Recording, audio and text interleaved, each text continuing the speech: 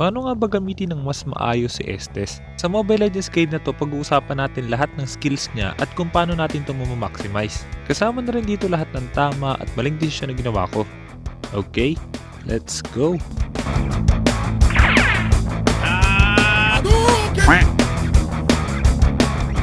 Are you serious? This is torture. Nope.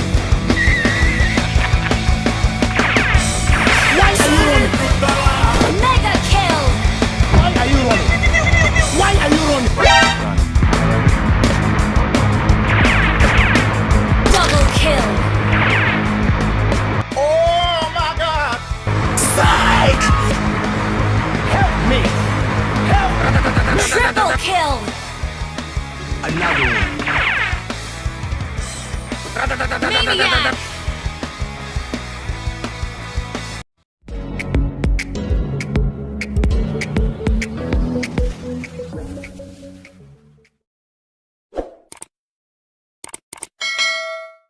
Sa laro na to, ito yung gamit kong emblem at item build. Mamaya pag-uusapan natin kung bakit ito yung bagay sa kanyang item build. Pwede nyo rin palitan yung emblem ng pull yourself together kung gusto nyo mabilis yung cooldown ng spell. At pagdating naman sa spell, pwede kayong mamili kung Aegis, Purify o kaya naman Flicker. Sa laro na to, mas pinili ko yung Aegis kasi wala naman tayong kalaban na kailangan natin gumamit ng Purify. Ang importante lang kay Estes, magamit natin lagi yung heal. Pagdating naman sa skills ni Estes, ang passive niya, kapag umabot ng 100 stacks yung passive, yung next basic attack magdideal ng additional damage at slow. Maliban sa main target, magi-splash din yung damage dun sa mga malalapit na kalaban. Mas tumataas din yung damage ng passive kapag mas mataas yung physical at magic damage ni Estes. Pagdating naman sa first skill, i-heal natin yung isang target tapos magkakaroon tayo ng link sa target. Hanggat hindi natatanggal yung link na yon, tataas yung physical at magic attack ni Estes. Maliban doon, mas bibilis din yung recharge speed ng passive natin. Kaya hanggat maaari, kung gagamitin natin yung first skill, huwag nating kakalimutan gamitin din yung passive. Pero kailangan nyo rin tandaan, kapag ginamit nyo sa sarili yung first skill, hindi madadagdagan yung physical at magic attack ni Estes. Pagdating naman sa second skill ni Estes, maglalagay siya ng moonlight sa isang location. Magdidilyo ng damage sa lahat ng tatamaan at lahat ng dadaan sa gilid, magdidilyo ng slow. Pagdating naman sa ultimate ni Estes, i-heal niya lahat ng kakamping malapit sa kanya at magkakaroon din ng link na parang first skill. Mas malakas din yung heal at tumatagal yun ng 8 seconds. Kaya kapag nag level 4 na si Estes, ibig sabihin pwede na tayong makipag teamfight. Ang goal natin sa early game, magpa level 4 muna bago natin samahan yung core natin. Kapag nag level 4 na tayo, hindi na dapat nating hayaang mamatay yung core natin. Sasamahan na natin siya sa bawat objective na kukunin niya.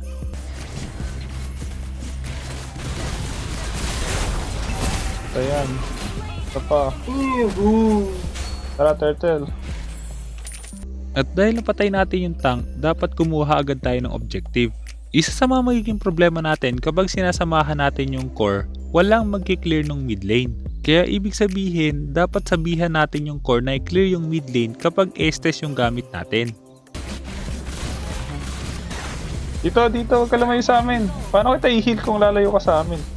Tara. Tara. Tara, patay na yan. Sige, laban lang. Sige, meron pa ako shield. Hindi palag lang, buds. Ito pa. Nice one. Isa pa. Idolo! 3 seconds. Taglit, na-heal ko yung sarili ko. Anong 3 seconds yan?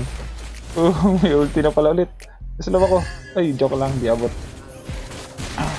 Yo ko na, bahala kayo dyan. Patayin nyo na. Nice one. Namatay rin siya. Maliban sa pag-clear ng mid lane, isa pang magiging problema nyo kapag gumagamit kayo ng Estes, kapag hindi alam ng kakampi natin na kaya natin silang i-heal, hindi sila lalaban. Yan yung isa sa mga dahilan kung bakit hindi magandang gamitin si Estes sa solo rank. Makikita nyo sa laro na to, hanggat sinasabi ko na meron akong heal, lalaban yung mga kakampi ko. Yan din yung magiging paraan para mas madali natin makuha agad yung mga objective. Dahil nga merong sustain galing kay Estes, ibig sabihin pwede nating i-force agad yung teamfight at kumuha agad ng objective. Kapag hindi natin na-maximize yung early game potential ng Estes, mas madali tayong mabuburst ng kalaban natin sa mid to late game. Kaya makikita nyo dito, pagtapos ng isang teamfight, dapat kumuha agad ng objective. Pali mo. Yung core. Ayun sa core. Execute, sabi na execute. Push, buds, push. Tara, push tayo. Timid na lang kayo. Hindi, sige. Baya mo yung mid. Wasag tayo. Mamaya pa yan, sige. Tayo natin to. Ay, TP. Ang lasit ko to. Naku, walang bumawas. Ay, kay Brian, oh. Sa likod, buds? Dali ako target, eh. Pagod na ito, wala ka dyan. Alam mo, papatay mo ako, ha. Penging kill. Tumalon sa likod natin. Asa ka na, buds? Wala nang mana to, wala nang mana. Ah. Wala nang buhay. Wala na akong heal, ha. May SS yan. 1-0. Papa akong heal, buds, ha. 1-2-0. Layo ka. 2-0. Ito na, ayun na, kailangan ko. 3-0. Tay. Last hitter yung support nyo. Pagpasensyahan nyo na. Ayun na. Mamatay siya. Nice one. Minto ako yun. Attack ng turtle. 8 assist na ako. Okay, 2 runs tayo guys. 2 runs. Maliban sa core, isa pang pwede nyong asahan na mag-clear ng mid lane is yung mga side lane. Kapag nasa top lane tayo, dapat yung bottom lane hero natin mag-clear ng mid lane. Maganda yun para hindi na natin kailangan pang bumalik sa mid lane habang nasa teamfight tayo. At kung sakali namang tuwing nagro-rotate tayo, hindi tayo nakakuha ng kill at hindi rin tayo nakakuha ng objective, ibig sabihin madedelay tayo sa gold. Dito pumapasok yung item build natin. Pero pag-uusapan natin yan pagtapos ng teamfight na to. Ayun o. Basag tayo dito, message ako. Tara, basag tayo. May carry pa, tara, pasok. Pasok, may heal ako. Na, ilang pang days na ba yan? Ayun na. Talaga. Ayun lang. Buhay yung isa. Ito. Hindi ko maabot. Kanya-kanya tayo ng pasok. Basag. Oh no. Basag. Ay, nawala ng ano. Sinto hinil ko. Sige, palag tayo, buds. Magkakaila ko 3 seconds.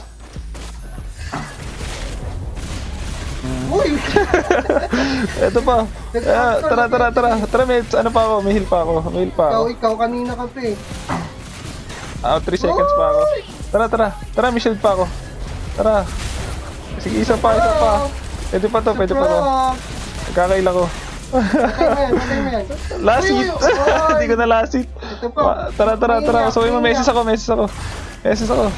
Maylock! Well played. Pa-heal pa. Ay, Tara, ay, basag mid. Eh, narastock pa nga. Pagdating sa item build natin, kapag hindi tayo nakakakuha ng objective or nakakapag-farm sa mid lane, kadalasan nahuhuli tayo sa gold. Pero kailangan yung tandaan, dalawa lang ang kailangan ng Estes pagdating sa items niya. Hindi dapat siya basta-basta mapapatay at mataas yung cooldown reduction. Ito yung dahilan kaya kailangan natin ng defensive boots para mas lalo tayong tumagal, enchanted talisman para sa mana at cooldown reduction. Yung third item natin, kailangan lang natin ng defensive item na may cooldown reduction at para hindi nga tayo basta-basta ma-burst, kaya maganda rin yung Queen Swing. Pero kung nahuhuli tayo sa gold, pwede nyo palitan yung Queen Swing ng mask. Dahil nga meron din yung additional HP at cooldown reduction, ibig sabihin bagay na bagay din yun kay Estes. Pero dahil sa laro na to mataas yung gold ko, kaya mas pinili ko na lang mag Queen Swings at Necklace of Durance.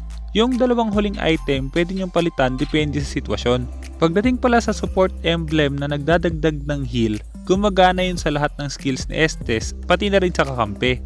Pero ang Oracle, kailangan nyo tandaan, gumagana lang ang Oracle kung sino ang may gamit. Ibig sabihin, kapag ang kakampi natin bumili ng Oracle, mas mataas yung magiging heal natin sa kanila.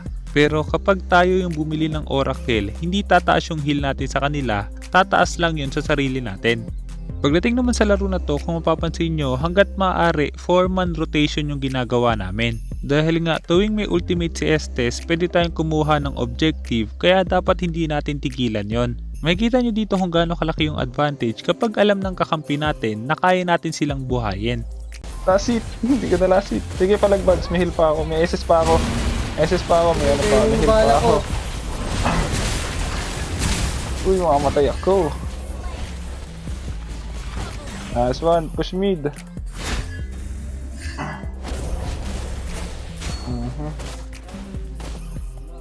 Basag. Tapos tap pa. Sige, durance na ako eh. Tara, tap pa. Sino walang buhay dyan?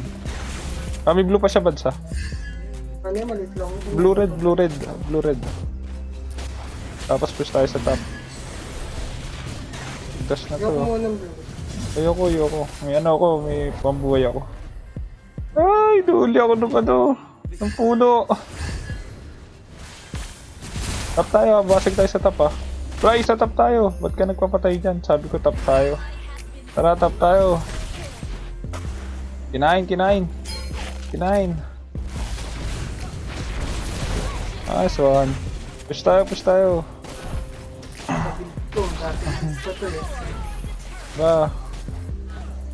Sag. Lord na. Boom. Lord tayo. Lord. Attack the Lord. Sarap buhay ng Granger ah. Hindi mo uwi ah. Lord. Tangke.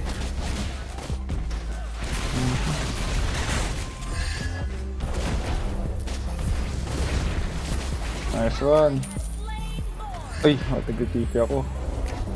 Tapos tayo. Red pa niya, magkaka-red siya. Ano maganda buuin? Kailangan ko ng mortality na lang. Para di tayo mamatay. Push tayo sa mid, may lord tayo. Makasugrin yung baba. Wag mo clear ah. Sabay natin. Bad sa top ka, Bads. Tara, basag top. Bayami mid. Ipapato nila yung skill nila sa lord eh. Tara, mid pa. Nasa likod pa pala oh. Nasa likod, Bads ah. Ano gagawin to? Ito pa. Apple, ang bagal ko. Uy, nusog. Tara, basag. End natin. Game heal. Magkaka-ulti ako 10 seconds ha. Uy, saglit. 4 seconds. Tara, basag tayo. End natin. Sino kaya? May nagka-rival sa tower. Ayun na, wala na. Basag na. Well played. Sana marami ka natutunan sa guide na to, at kung meron kang guide na gusto ipagawa, i-comment mo lang sa baba at susubukan gumawa ng guide tungkol doon.